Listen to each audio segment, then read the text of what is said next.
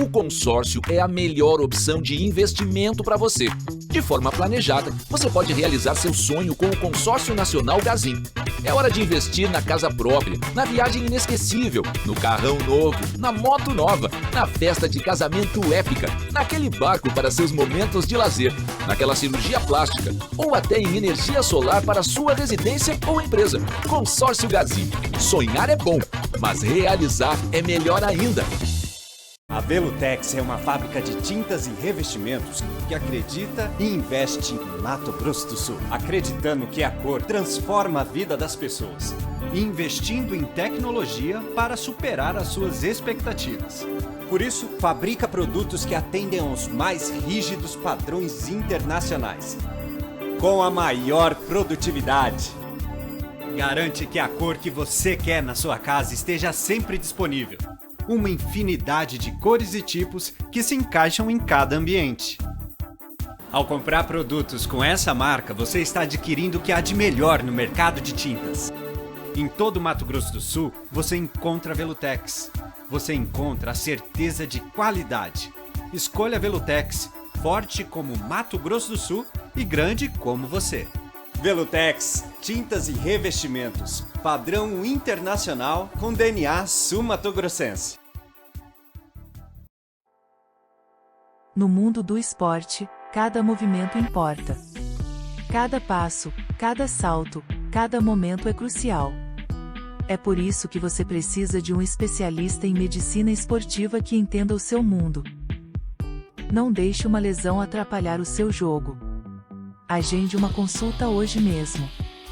Dr. Rodrigo Miziara, especialista em medicina esportiva e cirurgia de joelho. WhatsApp, 67 998 15 6104. Ou acesse o site www.rodrigomiziara.com.br.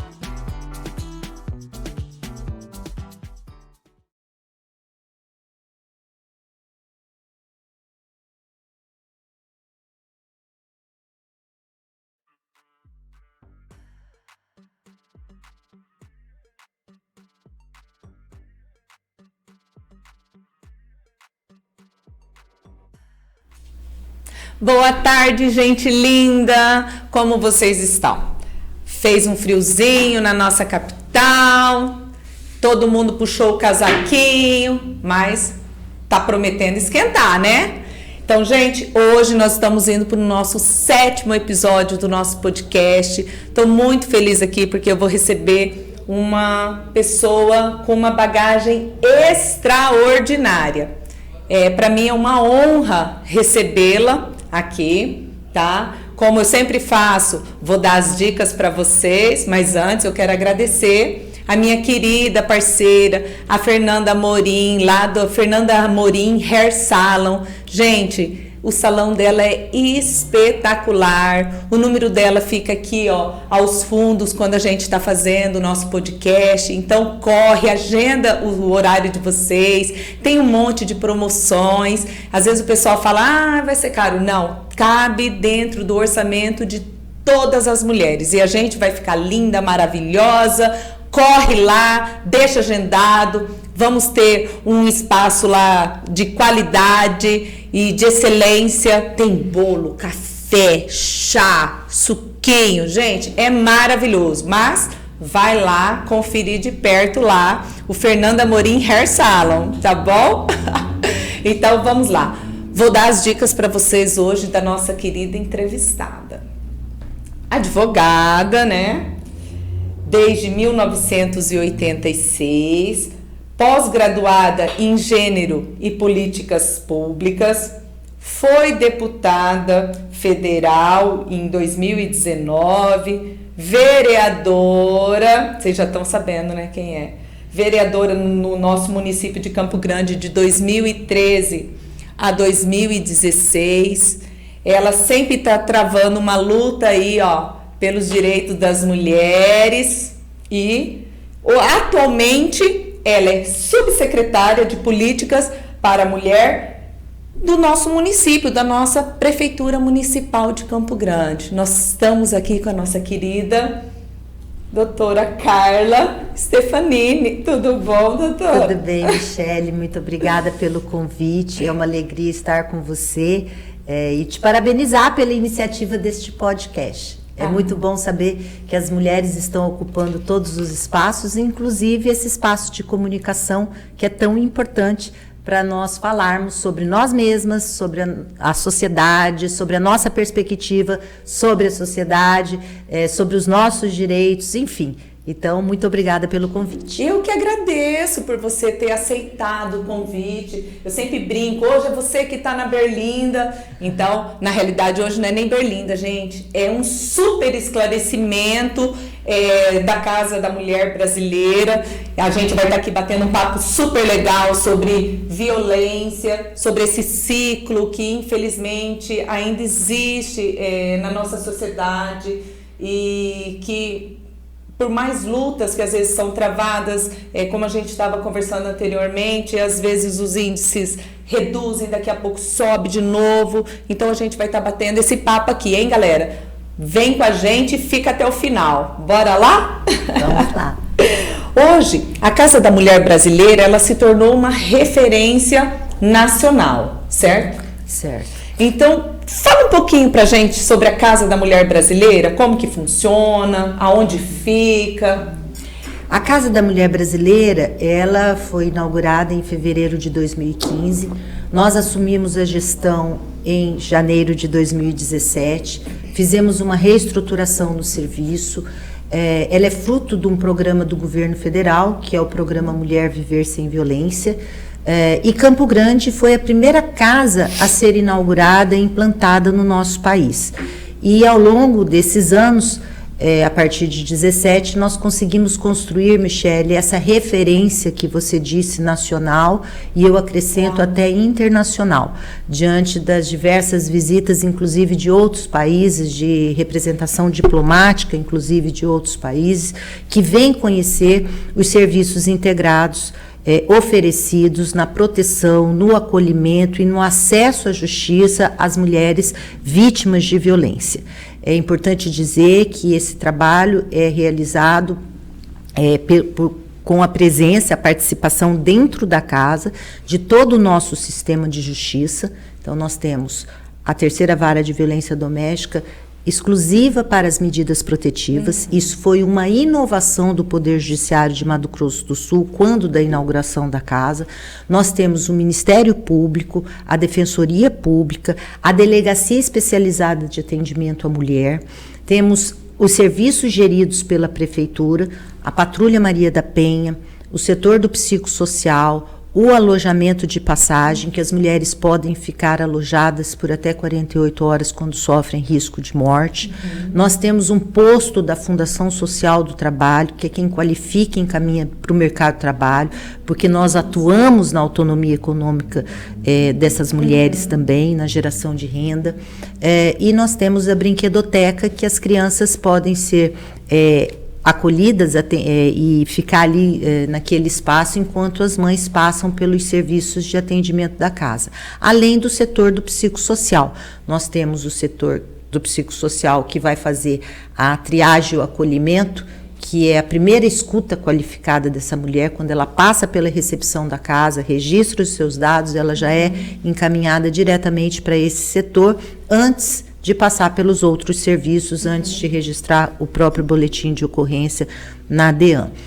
E temos o psicossocial continuado, que nós implantamos também a partir de 2017, que é aquele setor que vai fazer o monitoramento daqueles casos que nós precisamos acompanhar mais de perto, que são aquelas mulheres que passam pela essa escuta qualificada, a equipe percebe que ela tem, por exemplo, acesso a um benefício social que ela ainda não conseguiu por alguma razão, ela precisa ser encaminhada também para um atendimento de saúde, enfim. Então, se percebendo todas essas situações, ela vai ser acompanhada e monitorada, inclusive com visitas domiciliares pelo psicossocial continuado. Então, esse também é um diferencial dos nossos serviços, né? E lembrando que a gestão da casa ela é democrática, porque nós temos um colegiado gestor.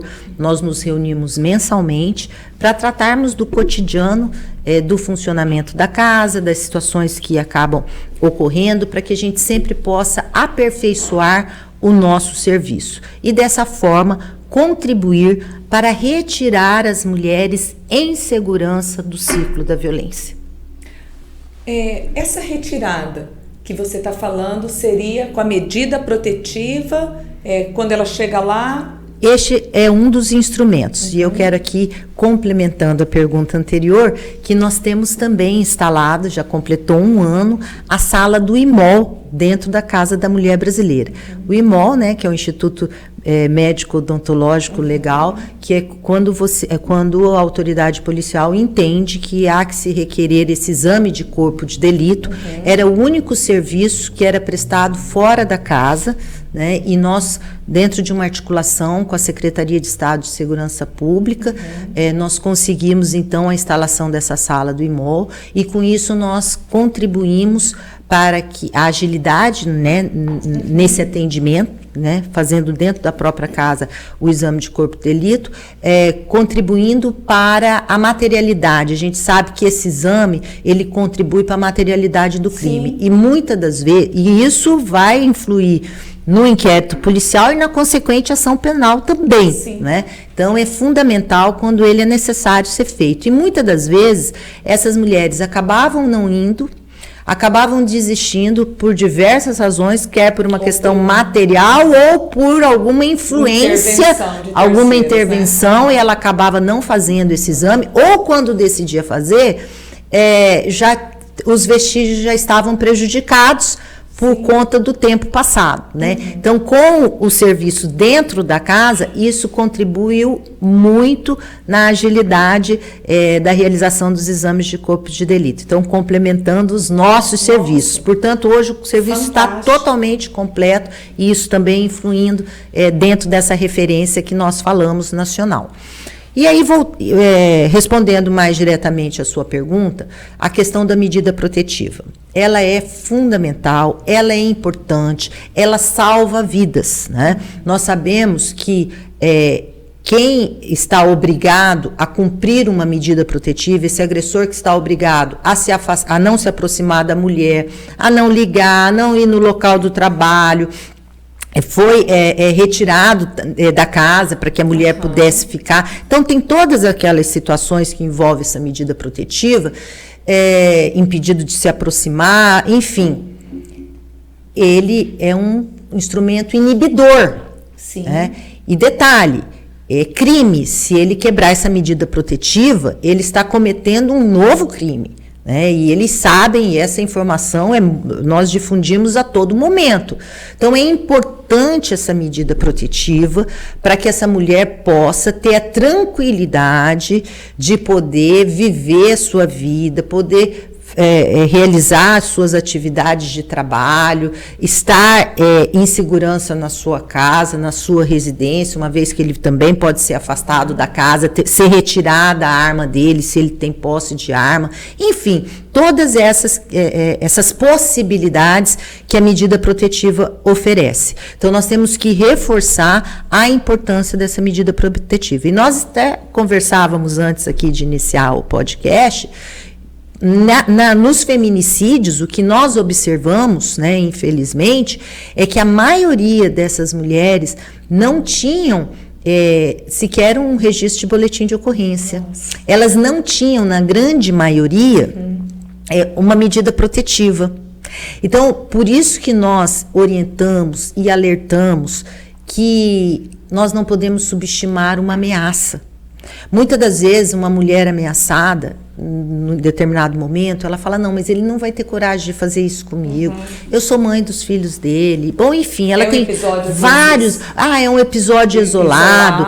E a gente sabe que não é, não é? Essa violência, ela se instala e ela vai num crescente, que é o ciclo da violência. Começa com aqueles momentos de tensão, as palavras ríspidas, até a gente fala aquela prática do silêncio, que é aquele gelo, né? Que que você impõe ali, fica sem conversar, ou um xingamento, não é? Uma desqualificação. Então vem todo aquele momento de tensão. Depois vai passar pela agressão, que pode ser um chute, que pode ser um empurrão, que pode ser um soco, e por aí vai. E aí vem a fase do arrependimento, quando essa mulher manifesta a vontade e o desejo de denunciar ou de buscar ajuda, e vem um aparente arrependimento deste agressor, pede desculpas, ela aceita, né, com a intenção, né, de que daquela forma ela poderia salvar aquela relação, e a relação é a dois, depende dos dois, não depende só da boa vontade de um, mas depende da determinação do outro mudar, e ela volta. Quando ela volta, diz a professora Alice Bianchini que esse ciclo ele é uma espiral. Quando ela volta e esse ciclo retoma, ele vai retomar com muito mais força. Mais intensidade. Mais intensidade, é a palavra. Com mais intensidade. E ao final pode acontecer o quê? A expressão mais trágica dessa violência, que é o feminicídio. E muitas das vezes, neste ciclo, estão as ameaças que às vezes são subestimadas. Por isso que a gente fala, não pode se subestimar uma ameaça, que ela pode sim, ao final, se concretizar. Por isso que nós temos que dar todas as orientações, e damos, e a importância de momentos como esse, para dizer para aquelas mulheres que elas se reconhecem já nesse relacionamento abusivo, por tudo que nós já estamos falando e informando, num relacionamento violento, com práticas de violência, e que não é só física, ela é moral, ela é psicológica, né? Ela é sexual, ela tem também dentro de uma relação de violência doméstica e familiar, ela pode acontecer essa violência sexual, enfim. Até na parte do financeiro, né? A patrimonial. E a patrimonial, eu chamo a atenção aqui, que ela vai além daquela que muitas das vezes você observa nas notícias, né? Marido inconformado vai lá, quebra a casa, põe fogo na casa, rasga os documentos, joga a roupa, enfim. E as mulheres que estão sendo endividadas pelos seus companheiros? Também tem essa violência econômica, financeira, que elas estão sofrendo e que elas acabam se sentindo reféns daquela relação, porque elas estão completamente comprometidas com essas dívidas contraídas em seu nome. Então, essa também é uma forma de violência. Que muitas vezes não é revertido nem em prol dela, nem em prol da família. Né? Como tem, como eu falei, a violência do silêncio também praticada contra elas, né? Muitas das vezes. Enfim, então, todas essas formas de violência que nós esclarecemos, essas mulheres que percebem que, de alguma maneira, alguma dessas violências estão as atingindo, busque ajuda. Busque ajuda profissional. Claro que essa rede sociofamiliar para as mulheres é muito importante. Muitas das vezes ela ainda teve aquela determinação de buscar uma ajuda profissional ou autoridade policial para denunciar, mas ela tem uma rede de apoio que tem conhecimento de tudo isso e que deve orientá-la, estimulá-la, ouvi-la, não julgá-la, né? Esse julgamento é muito cruel com as mulheres. Às vezes e as pesquisas indicam que ela pode levar 10 anos para sair de um ciclo da violência, porque nós estamos falando de relações humanas. Né? Não é uma relação exata, né? Não é uma forma exata de se viver. E as relações humanas têm muitas coisas que estão nessa subjetividade, mas tem coisas que são reais, que é a violência, que está ali no cotidiano dela, que humilha, que oprime, que reprime, que desqualifica, né? Que acaba com a autoestima dessa mulher. Uma violência psicológica diferente da violência física, que vai deixar uma marca externa, ela sangra a mulher por dentro. ela sangra, ela acaba impossibilitando a mulher de avançar, por exemplo, no seu trabalho, no seu desejo de uma graduação, porque a autoestima dela é baixíssima. Fora essas mulheres que são afastadas dos seus convívios sociais e familiares, porque via de regra, muito desses homens, na vida social, na vida do trabalho, eles são homens admiráveis, produtivos, né? Mas dentro de casa, a pessoa às vezes nem a própria família, né? Mas dentro de casa a história é diferente. Sim. É muito diferente, e só ela e os filhos e filhas que sabem. Essa é a verdade, porque é dentro de casa que as pessoas se desnudam, se despem, que são elas mesmas, né? E é ali que eles se revelam como homens controladores, opressores, né? E na realidade, muitas das vezes as mulheres, pelo que a gente percebe, elas têm uma dependência emocional muito grande já por traumas de infância, traumas familiares, trauma de uma gestação da mãe, que já sofria algum tipo de opressão e também não gostaria daquela gestação. Então, muitas vezes são traumas que tá vindo e muitas vezes elas até desconhecem. Muitas das vezes elas carregam vivências anteriores dentro da sua família de origem e que ela foi testemunha direta do que a mãe sofria. Sim. Né? E aí, o que nós observamos também? Meninas, jovens, mulheres, que para sair daquela situação vivida em casa, elas acham que é através de um relacionamento e de um casamento. E elas vão acabar entrando numa relação que é muito parecida daquela que ela viveu anteriormente. Também acontece essas situações. Então, por isso a importância também das políticas públicas, né?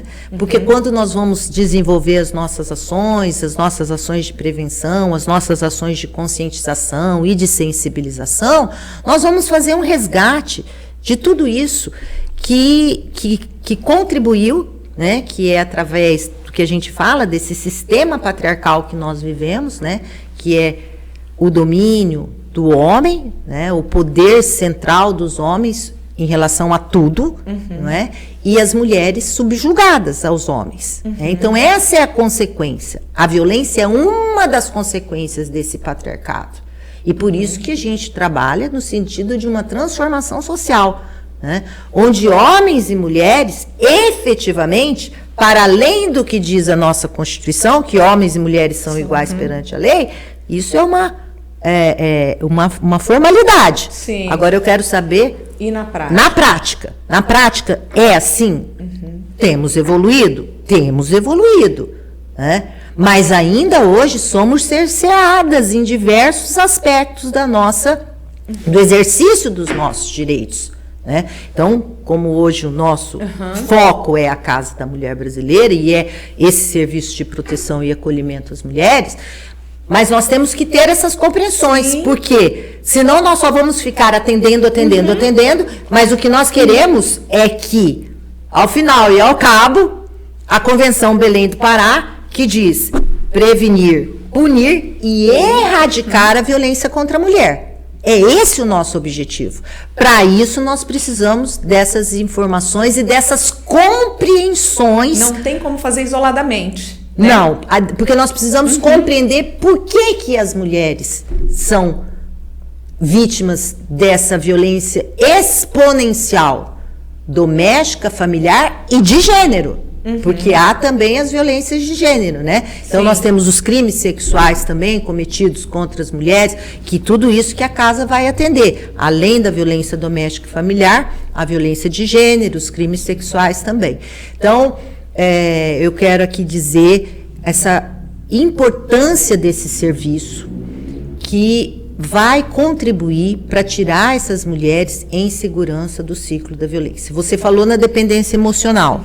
Sim, nós temos a dependência econômica, muitas das vezes que as mulheres manifestam essa dependência econômica, por isso que nós temos o eixo de trabalho também na autonomia econômica das mulheres, e também essa dependência emocional, que essa dependência emocional também nós temos que contribuir para que essas mulheres rompam.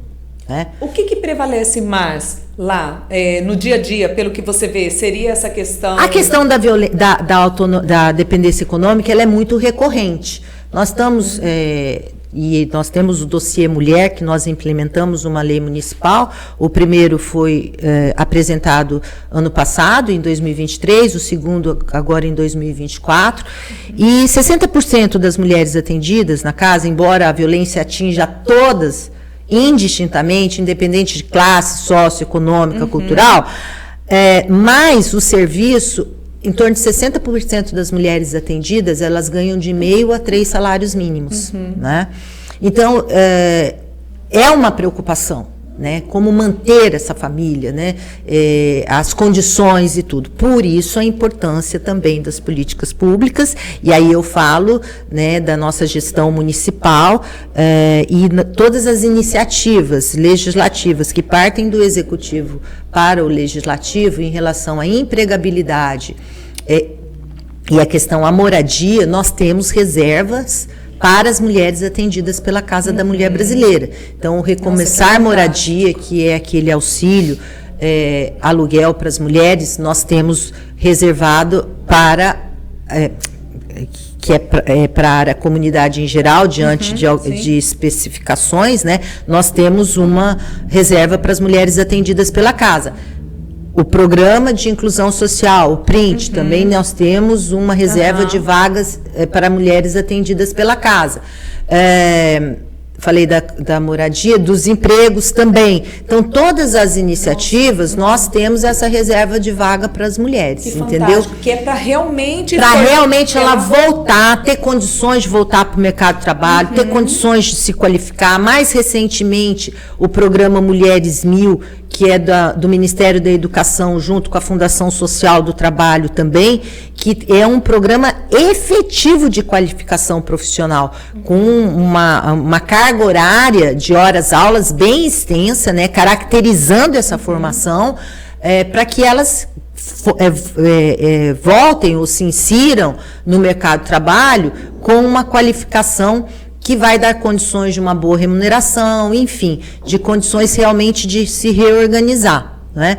E a dependência emocional, esse é um trabalho que você vai fazer através de grupos reflexivos, vai fazer também, muitas das vezes, há situações em que essa mulher precisa ir para um atendimento especializado, né, de saúde mental, do abalo, da consequência que a violência sofrida sofre, causa esse sofrimento e esse abalo na estrutura da mulher, né? E então, também da família, né? Porque os filhos que da família, isso aí, pensa. Exatamente. Então, as crianças, elas são vítimas indiretas, mas eu digo diretas, né? Dessa violência sofrida pela mãe, não é? Isso abala, isso compromete o desenvolvimento dessa criança, e a escola é o primeiro lugar que ela vai dar os sinais do que está passando em casa, né? Então, quem é educador, que está nos escutando, educadoras, sabem disso, os sinais que chegam dessas crianças quando são testemunhas dessa violência. E no caso do feminicídio, que nós chamamos os órfãos, né? Os órfãos do feminicídio, as órfãs do feminicídio.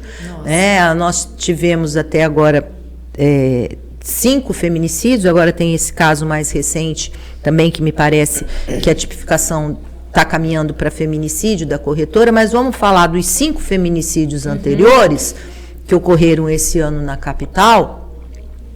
Resultou em 7 órfãs. Nossa. 7. Uma vítima tinha 5 filhos, a outra tinha 2. Então, nós temos 7 órfãos do feminicídio só neste ano, dos ocorridos em Campo Grande. E se você pensar em termos de país, são milhares, né? Então, olha o trauma e a consequência para a vida dessas crianças também. Sim, porque elas vão ver e falar, meu pai matou a minha mãe. Sim. Qual o sentimento que ela vai ter por esse pai? Sim. Tem o sofrimento da perda da mãe. Sim, o trauma. Né? Muitos desses feminicídios, essas crianças presenciam. São presenciados pelas crianças, né? De se chegar muitas das vezes ao local do crime e ter a criança ou o bebê ali na poça de sangue da mãe. né? Então, eu já assisti reportagens e identificações nesse sentido. O que você tem visto? Qual que é o seu olhar, doutora Carla, em relação à sociedade? Você tem visto que a sociedade ela tem mudado a visão dela acerca dessa violência que as mulheres têm sofrido, ou ela ainda está paralisada, não se importa? O que você tem visto? Eu tenho observado, nós temos observado um movimento de repúdio a essa violência, né? Embora ela ainda exista, ela seja real, ela seja subnotificada, né? Mas a sociedade tem se indignado, sim, e você percebe nesses feminicídios seguido do suicídio do autor, é porque ele já sabe a reprovação social que ele vai sofrer. Né? Então, por isso a importância do envolvimento da sociedade. Né? Por isso a importância que a sociedade realmente se organize e repudie essa violência. Por isso a importância dessas mulheres sejam ouvidas, que essas mulheres não sejam desqualificadas, né? E aqui já fazendo referência à última decisão do STF, que diz que não se pode atacar a vida da mulher, o comportamento que eles que muitas das vezes eles atacavam a vida da mulher vítima de violência para poder defender uma tese, como era a tese da legítima defesa da honra, que essa já está superada, muito recentemente, mas está superada, e agora também não se valer do comportamento de vida dessa mulher, de como ela se apresentava socialmente, enfim, para poder justificar, para poder validar o comportamento daquele homem que violou os direitos daquelas mulheres, né? A gente tem do ponto de vista que violência sexual, violência moral, enfim, se baseando em situações anteriores de vida daquela mulher. A gente tem visto assim que a legislação ela tem tentado avançar, né? Sim. A própria Lei Maria da Penha, Michele, se nós formos ver que é considerada uma das 3 melhores do país, o que era antes da lei em 2006 e o que é agora depois da Lei Maria da Penha, né? A gente vê, inclusive, aperfeiçoamentos que acontecem, como essa questão da medida protetiva, de ser um crime a quebra da medida protetiva, que também veio depois da Lei Maria da Penha, mais recentemente incluindo no rol das medidas protetivas também o encaminhamento para grupos reflexivos de homens, e nisso também Campo Grande sai na frente, porque nós temos instituído o programa Recomeçar, um termo de cooperação entre o Poder Judiciário e o Ministério Público para oficinas reflexivas de homens autores de violência. Então, a hora que é deferida a medida protetiva, ele é obrigado a participar dessas oficinas, que são semanais durante 4 meses. Nossa, e que dali vai se discutir desde desigualdade de gênero, passando por masculinidade, passando pela saúde do homem, vários aspectos, a questão de dependência de droga, de álcool e outras drogas, enfim, para que ele compreenda esse fenômeno da violência, o que ele a participação dele, né, nesse processo de violência praticado contra as mulheres, e para que ele possa também se reeducar. E isso a Lei Maria da Penha já prevê desde o começo, desde 2006. Né? Então, nós também avançamos nesse sentido na gestão municipal. Achei muito importante que você falou que é importante a sociedade realmente repudiar e também estar inserida nesse processo. Sim. Até mesmo porque é a sociedade que vai fazer essa inversão desse cenário do patriarcal. Exatamente. Nós precisamos reconhecer que homens e mulheres reconheçam as consequências desse sistema patriarcal. Né? E que muitas das vezes também os homens, eles, muitas das vezes, não, a maioria das vezes, eles sofrem essa consequência quando exercem essa masculinidade de forma tóxica e prejudicial. Então é prejudicial para eles, para a sociedade e para a própria família. E para as mulheres, obviamente, que são as vítimas diretas dessa masculinidade tóxica, né? Com certeza. Eu fui num lançamento de um livro lá em março, no mês, né, das mulheres, teve Com a Palavra Mulheres. Fala um pouquinho desse livro pra gente, desse lançamento. Vou até mostrar aqui, que é um orgulho para nós, né? Mostra ali, o pessoal ver. Olha que lindo, gente. Aqui tem um relato de 14 mulheres atendidas pela Casa da Mulher Brasileira ao longo desses 9 anos. Nós celebramos os 9 anos da casa com este livro. Há uma mensagem da nossa prefeita Adriane Lopes, do nosso governador Eduardo Riedel e da nossa ministra Aparecida Gonçalves. Porque lembrando que quando foi implementado o programa Mulher Viver Sem Violência, a secretária nacional de enfrentamento à violência contra a mulher era hoje ministra Aparecida Gonçalves, né?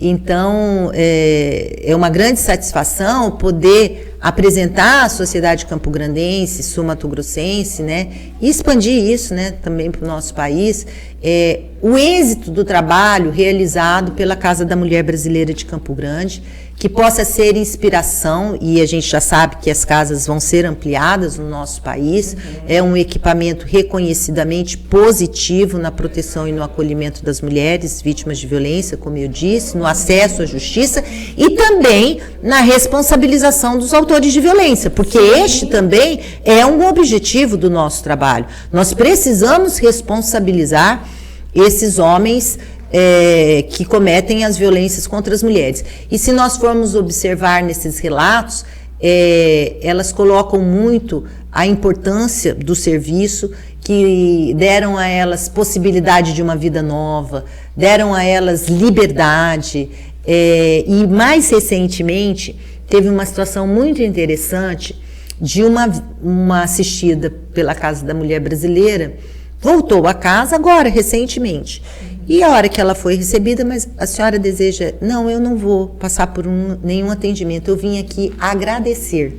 Nossa. Ela foi pessoalmente, ela foi atendida há mais de um ano, ela retomou o relacionamento, mas ela disse o seguinte: eu retomei o meu relacionamento, hoje eu sou respeitada pelos meus filhos, isso me chamou muito a atenção, porque olha a consequência de um lar violento, onde falta o respeito do marido com a mulher, e a consequência que isso também atinge a relação de respeito entre os filhos.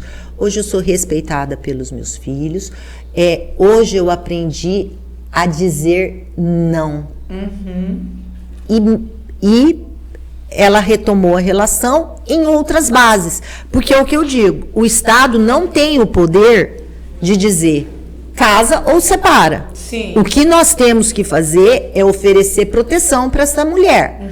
Demonstrar a ela os riscos que ela está correndo naquela relação. Mas, eventualmente, se ela retoma a relação, ela tem condições, com o trabalho realizado, de retomar em outras bases. Não retomar para que aquele ciclo da violência retorne. Sim. Né? Mas retomar em outra base, em outras bases. E me parece que é este o caso dessa assistida, que volta para agradecer o serviço prestado pela casa. Eu até li aqui, ó, eu não estou sozinha. A Casa da Mulher Brasileira foi fundamental. Olha só, gente, o livro, o que ele, ó, com a mulher, com a palavra, as mulheres. Então, 14 depoimentos? 14 depoimentos. E é uma satisfação poder, porque o nosso trabalho ele é 24 horas, todos os dias. Nem na época da pandemia nós fechamos. Eu falo que não tem chave naquela porta da casa. Ela está aberta 24 horas, todos os dias, independente. É Natal, é Ano Novo, é feriado. A casa não fecha nunca, porque a violência não tem hora para acontecer. E a hora que ela acontece, nós temos que estar lá para bem proteger e acolher essas mulheres. Já foi feita outras tiragens? Já para quem quer adquirir o não, livro? Ele realmente ele não tem esse tipo de circulação, né? Nós fizemos mas ele tem e-book. Então é só entrar lá no site da prefeitura, prefeitura PFCG, né? Prefeitura de Campo Grande, vai lá na página da CEMU e ele tá lá em forma de e-book. Aí, gente, vamos baixar o livro com a palavra às mulheres, principalmente você que sofre violência doméstica, seja de qualquer forma, não permita, busque ajuda, tem a Casa das Mulheres que está ali para fazer esse acolhimento, fazer essa orientação, e você vai estar sendo assistido em todos os aspectos ali. Então, tenta buscar a ajuda de profissionais. Eu acho que é o principal, que é aquilo que você falou, né, Carla? E eu achei muito interessante que tudo realmente está ali dentro justamente para não ter essa intervenção de terceiros para manipular. Para demovê-la, para manipulá-la, para tirar. Porque para ela chegar ali, realmente já foi uma situação, uma decisão difícil para ela tomar. Michele, a decisão é difícil, nós temos que dar todo apoio para ela chegar ali, é o que você falou, não é fácil. E também ela vai ter um depois, né, para resolver várias situações e que ela precisa desse apoio, né, inclusive institucional, que nós estamos ali prestando. E eu quero só aqui exemplificar o que você falou de tentarem demovê-la, que façam com que ela desista. Nós, e não é incomum, nós recebemos uma assistida que ela foi para retirar a medida protetiva.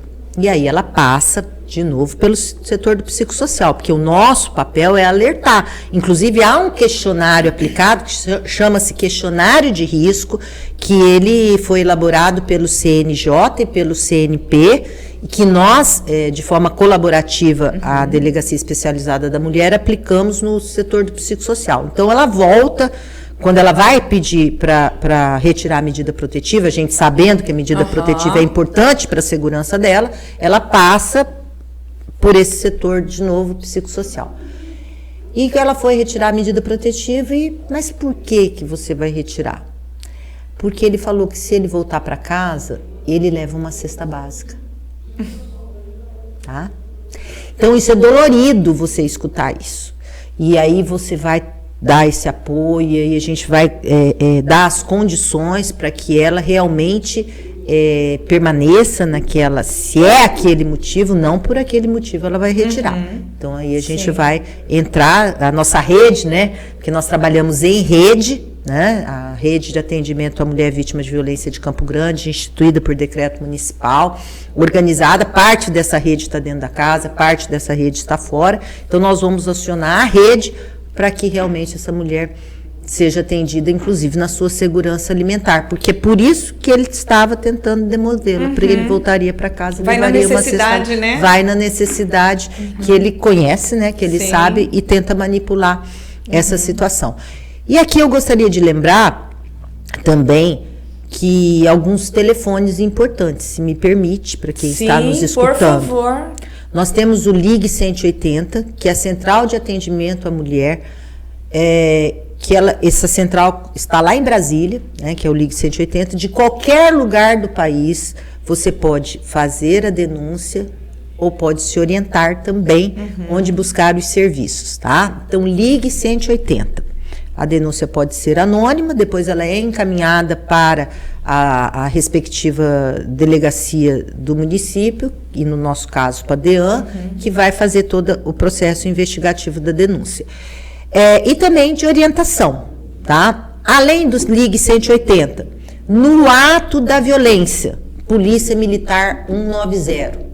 Então, se eu tô na minha casa e eu tô escutando o vizinho ao lado, a mulher pedindo socorro, escutando a manifestação daquela briga, vendo a situação do perigo, 190 Polícia Militar. 153 Patrulha Maria da Penha. Tem a medida protetiva.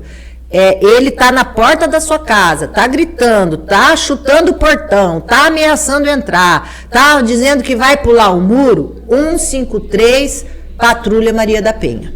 Entenderam, gente? Muito importante. 180 é no âmbito nacional. Tá sofrendo ou o vizinho, ou você mesmo está nessa situação, 190. Tem uma medida protetiva e o autor está querendo violar essa medida protetiva, 153. Patrulha Maria da Penha. Não permita em momento nenhum que alguém fale que você não pode prosseguir, que você tem que desistir, e não permita que você é capaz. Você não tem que passar por nenhum tipo de constrangimento ou opressão. Eu acho relacionamentos abusivos não vale a pena. Então as mulheres precisam se libertar. Se libertar, é a palavra. Ela precisa se libertar, precisa confiar na sua capacidade, né? Recuperar a sua autoestima, o seu amor próprio. Eu posso, eu quero, eu consigo, eu vou. E eu tenho ajuda. Eu tenho onde buscar esse apoio, né? E é isso que é importante nós deixarmos aqui. Nós temos uma Casa da Mulher Brasileira, 24 horas, todos os dias, Rua Brasília, Sem Número, Jardim Imar, próximo ao aeroporto ali da Avenida Duque de Caxias. Tem linha de ônibus, tem fácil acesso. Procurem os nossos serviços, né? Nós temos uma equipe especializada para bem acolher, para proteger, para buscarmos a responsabilização desse homem autor de violência, para darmos condições a esta mulher para que ela mantenha a sua decisão, né? E que ela retome a sua vida, mas com dignidade e com respeito, que a palavra de ordem é dignidade e respeito. É isso que as mulheres merecem e devem ter. E podem ter, mas isso também depende muito de nós, das nossas atitudes, porque neste caso nós precisamos dessa decisão da mulher, da atitude da mulher de nos demandar pelo serviço. E aquela história de que a briga de homem e mulher, ninguém mete a colher, gente, isso é arcaico. Já ficou no passado. Hoje... Mete, porque se eu sei e se eu testemunho uma situação dessa, eu tenho a obrigação de ligar para a polícia. Moral e legal. Ilegal. Né? Carla, ano passado eu fui no Congresso Nacional Mulheres pela Paridade e eu tô sabendo que vamos ter novamente esse congresso. Exatamente. Como que vai ser? Olha, nós estamos muito entusiasmadas. Eu falo que Campo Grande, nós temos 2 capitais no nosso país governadas por uma mulher. Campo Grande é uma delas, né? Que é a prefeita Adriane Lopes. E a gente sabe, e as pesquisas indicam, e agora mesmo eu li uma pesquisa recente, que em relação ao Covid, o êxito no enfrentamento da pandemia em relação às cidades governadas por mulheres. Teve vários aspectos que há um instituto que monitora isso. O índice de desenvolvimento humano das cidades governadas por mulheres, e por aí vai, né? Vários outros índices. Tudo isso nos motiva a dizer o seguinte: nós mulheres precisamos nos organizar cada vez mais e estamos nos organizando. Se nós vermos os grupos de mulheres organizados, eles são crescentes, né? Em final de 2020, a OAB, a Ordem dos Advogados do Brasil, aprovou um provimento, um regulamento no sentido de instituir a paridade dentro do sistema ordem na constituição dos conselhos, né? Quer dos conselhos estaduais, quer do Conselho Federal. E assim foi feito, né? Quando eu vi e acompanhei aquela votação, e aí já reconhecendo a representatividade do Mato Grosso do Sul, dos nossos conselheiros, e aqui saudando o conselheiro Bito, o hoje presidente Bito, que à época era conselheiro, né, e à época o presidente aqui era o nosso querido Mansur. A nossa seccional Mato Grosso do Sul, desde a primeira hora, se colocou favorável, né? E houve a votação, não foi uma votação fácil lá em Brasília, foi uma votação apertada, mas, ao final, à época também, o conselheiro Ari Raguiante, hoje desembargador, também estava no apoio, né? E foi votada a paridade. Eu, observando tudo aquilo, falei, acho que esse debate ele tem que ser ampliado. E como ampliar esse debate? Através de um fórum. E como subsecretária da Mulher da Capital, conversei então à época com a própria ordem, porque ela foi a inspiradora desse processo, com o Conselho Municipal dos Direitos da Mulher, com a BMCJ, e então começamos o trabalho do fórum, de constituirmos o fórum, e assim foi feito. Em 2021, instalamos o fórum num evento no TRE, então naquele momento tivemos adesão do TRE, tivemos adesão de todo o nosso sistema de justiça, respectivas associações, grupos organizados de mulheres, conselhos de classe, além da própria ordem, e constituímos o fórum com 17 instituições, né, e representações. Feito isso, em 22 nós realizamos um seminário no próprio TRE, e em 23, o primeiro Congresso Nacional Mulheres pela Paridade. Naquele congresso, nós já ampliamos, recebemos novas adesões importantes, Tribunal de Contas do Estado, Ministério Público do Trabalho, a Procuradoria-Geral do Estado, também aderiram ao fórum. E este ano, nós vamos realizar o segundo Congresso Nacional, ano passado no Bioparque, esse ano de forma mais ousada no Centro de Convenções, né, no arquiteto Rubem Gil de Camilo, para 1.000 pessoas. Então façam suas inscrições, né? Daqui a pouquinho nós já vamos divulgar nas redes sociais todo o acesso à inscrição, e com um apoio muito importante que é da Faculdade Insted, porque nós vamos realizar um congresso científico. Então, quem tiver trabalho, entra lá no site da Faculdade Insted, acesse o COMPAR, que é o Congresso Mulheres pela Paridade, este ano com o tema Igualdade, Paridade e Democracia, e para poder habilitar os trabalhos científicos, né? E depois nós publicaremos os anais. E lembrando também que ano passado, além das 3 instituições que eu disse, nós recebemos adesão da Associação Nacional de Procuradoras e Procuradores de Estado. Com isso, nós demos um primeiro passo para nacionalizar o nosso fórum, correto? E este ano, então, nesse segundo congresso, vai ser dia 27 e 28 de junho, no Centro de Convenções, Rubem Gil de Camilo. A palestra de encerramento vai ser da Gabriela Prioli, que é advogada, apresentadora e também tem uma intimidade, né, com este tema da representação das mulheres. E nós precisamos efetivamente, Michele, nos unirmos, nos somarmos, convergirmos, porque eu acho que a gente mais converge do que diverge, então as mulheres têm que ter essa capacidade de convergir para aquilo que nos une. Nós não temos dúvida que nós somos subrepresentadas. Nós somos subrepresentadas politicamente. Nós, cada vez mais, eu digo que hoje em dia as coisas têm nome. Inclusive, na política, a violência de gênero que atinge as mulheres.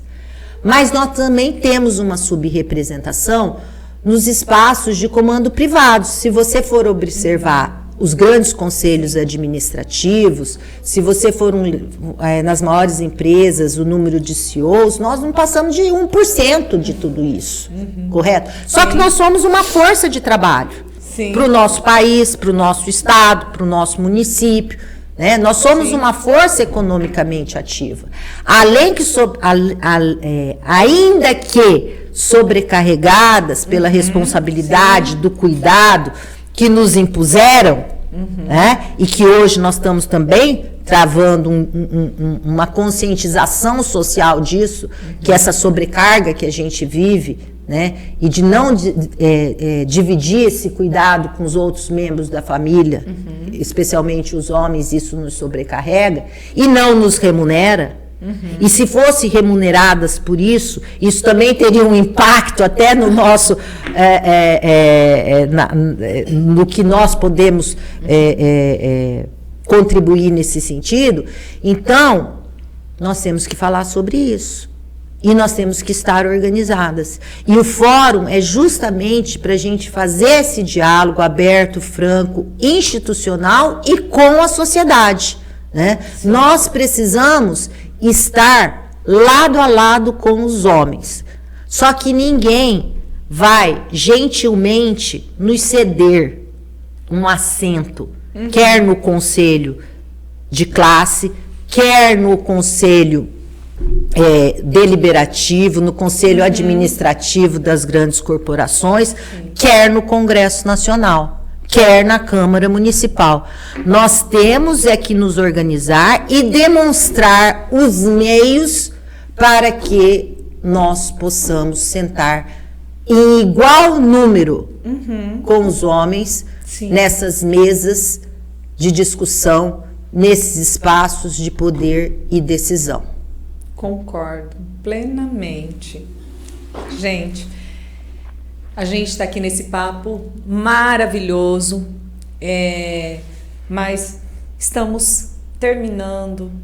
Eu me sinto lisonjeada.